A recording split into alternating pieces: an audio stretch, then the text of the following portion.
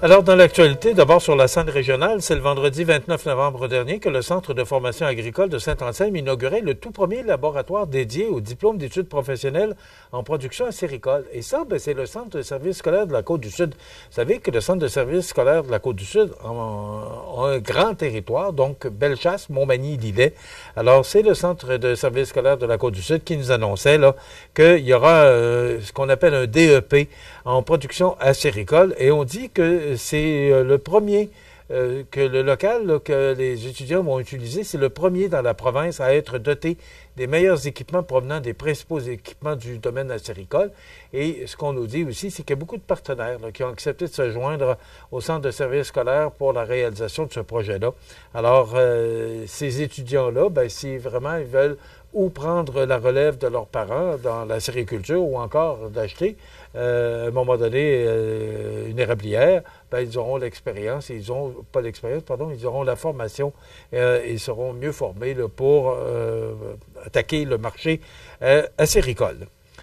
Également, c'est le 27 novembre dernier que le Conseil des maires de la MRC de Lillet adoptait son budget pour l'année 2025 qui s'élève à 5 089 000 $ par rapport à 2024, 4 844 000. C'est 5,1 d'augmentation de budget par rapport à l'année 2024. Et les 14 municipalités, c'est le même principe que la MRC Montmagny, donc ce sont les 14 municipalités qui se partagent ce budget, chacune des municipalités devant payer sa quote-part là, pour la MRC, là, pour les opérations de la MRC. Alors, c'est 2,2 d'augmentation pour les 14 municipalités de la MRC de Lillet. On souligne aussi que en 2025, on nous informe que la convention collective de la MRC de Lillet, qui date de 2016, est échue depuis décembre 2023 et serait en cours de renouvellement. Donc, on parle d'une augmentation importante de la masse salariale. Bien sûr, ça fait 8 ans que la convention n'a pas été renouvelée. Alors, c'est une importante augmentation de la masse salariale qui est à prévoir, incluant des montants rétroactifs pour 2024, parce que la convention est échue depuis décembre 2023. Alors, la MRC qui garantirait une rémunération équitable et compétitive pour l'organisation, ce qu'on nous mentionnait dans le communiqué. Également, c'est une acquisition, là, c'est IEL Technologie agricole, dans le cadre de sa stratégie à renforcer sa position de leader, là, qui s'est porté acquéreur mardi d'une participation majoritaire dans l'entreprise Équipement laitier Bilodeau.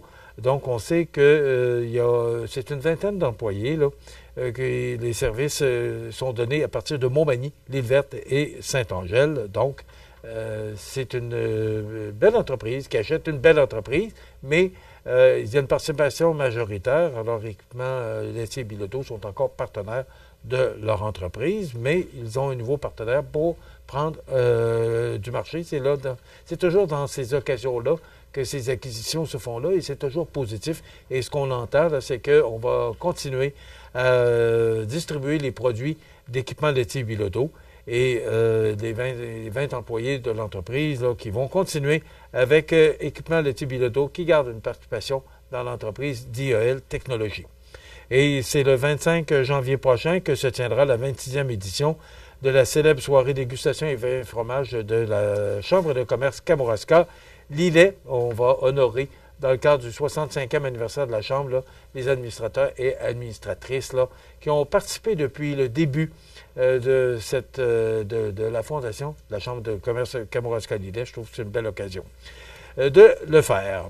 Bon, mais voilà, il y a beaucoup d'actualités. Malheureusement, il ne reste plus de temps, mais entre autres, le gouvernement de la France, là, qui est le gouvernement français, qui est tombé hier. Alors, M. Macron, qui va s'adresser à la nation ce soir de Paris, devra trouver un nouveau premier ministre. Mais ce qu'on dit, c'est qu'il est dans l'opposition. Donc, le premier ministre qui vient de tenir 3 mois, l'autre ne devrait pas tenir plus que 3 mois, 4 mois. On verra bien qu'est-ce qui va se passer.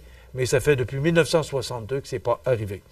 Demain, on reçoit, c'est la chronique Prévention Promutuelle et à la découverte des télérégionales, on se rendra à Bonaventure.